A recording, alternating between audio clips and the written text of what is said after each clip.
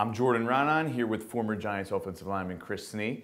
We're breaking down the Giants' 52-49 loss to the New Orleans Saints on Sunday. And maybe the most disconcerting part of the loss was the defense and the miscommunications. I mean, just blatant miscommunications, just ridiculous breakdowns, guys running all over the place.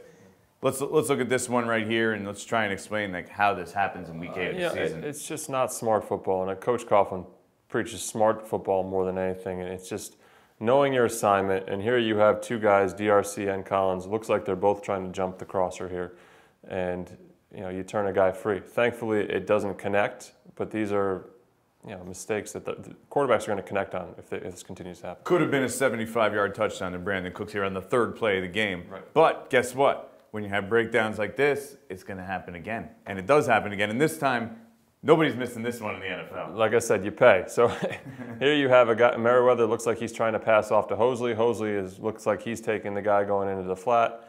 And again, it's an error that it can't happen, especially midway through the season when all these games just become more and more valuable. You have a terrible game, and this was a terrible game for the defense. When you played, you had a terrible game for the offense. Mm-hmm.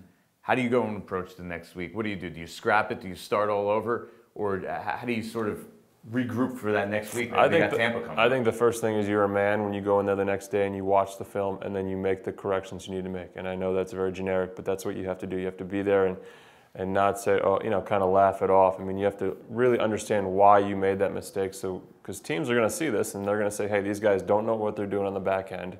They can't get pressure up front. We can confuse them all day. Can this team survive without Prince Amukamara right now? Back there.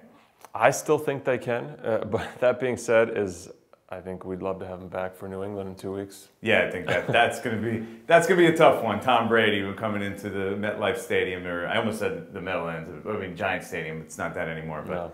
Still, MetLife Stadium, Tom Brady. That's a scary one. We'll be back breaking down more from the Giants' 52-49 loss to the Saints.